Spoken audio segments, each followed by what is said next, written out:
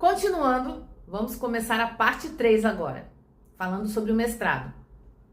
Então, no ano de 2015, eu terminei a graduação e no ano de 2016, eu comecei o mestrado.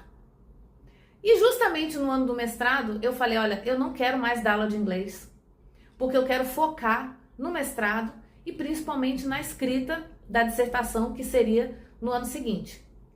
Porém, como o mundo dá voltas, e como a minha vida está muito ligada ao ensino, naquele ano de 2016, no segundo semestre, na escola que eu trabalhava, uma professora de português pediu demissão.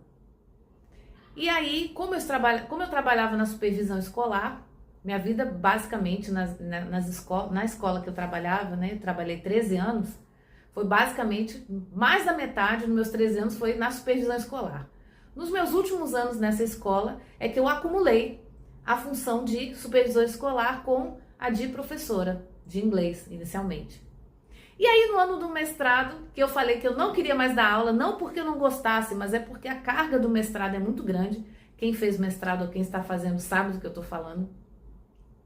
Então eu falei, não, eu não quero, não conte comigo para dar aula de inglês. Eu amo, adoro, mas eu quero focar no mestrado e no meu trabalho, né, como supervisora escolar.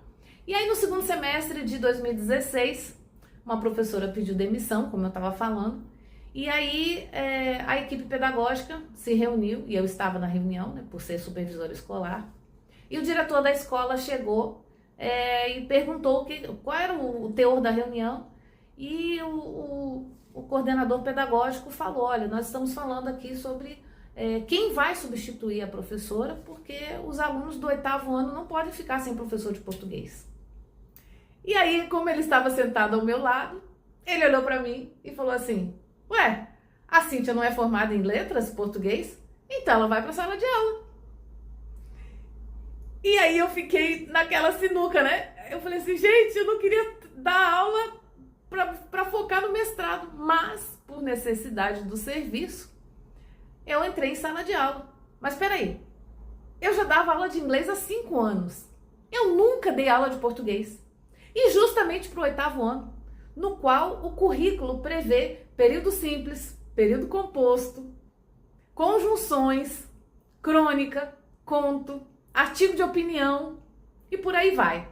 E o início das orações subordinadas, coordenadas e subordinadas. Gente, o que aconteceu na minha vida? Já sabe, né? Então eu tive que me desdobrar, não só na área para dar aula de português, mas para aprender aqueles conteúdos que eu deveria ensinar aos alunos. Então foi um desafio imenso, hercúleo. E aí eu consegui dar conta. Então no segundo semestre de 2011, eu fui professora de português do 8º ano. No ano seguinte, né, 2017, que era o ano realmente da escrita, que você não assiste aula, é só orientação com seu orientador e tem que apresentar artigos científicos em congressos, que é a exigência, né, da universidade. Então eu tinha que produzir artigo científico, eu tinha que escrever dissertação e eu tinha que planejar aula. E aí eu passei um ano desse jeito. Então, acumulando as funções que eu tinha na escola, mais a função de professora de português. E aí que nasceu a professora de português, porque aos poucos eu fui me identificando com aquele universo linguístico e passei de ser chamada de teacher para professora. Então, aí nasceu a professora de português, Cíntia Messias. E aí, alguns anos depois, eu fui trabalhar numa outra escola e realmente as pessoas quase não sabem ou quase não lembram desse meu lado da formação de pedagogia.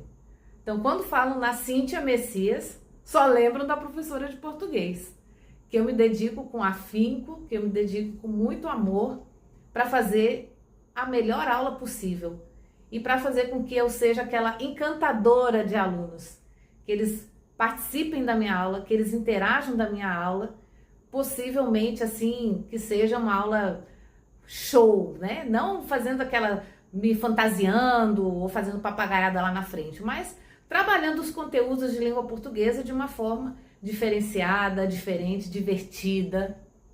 E é assim que eu quero ser lembrada pelos meus alunos, como para a professora de português, aquela que fez soletrando, aquela que fez o ditado com os alunos, aquela que levou ao supermercado, no caso do inglês, levei os meus alunos ao supermercado para fazer compras em inglês.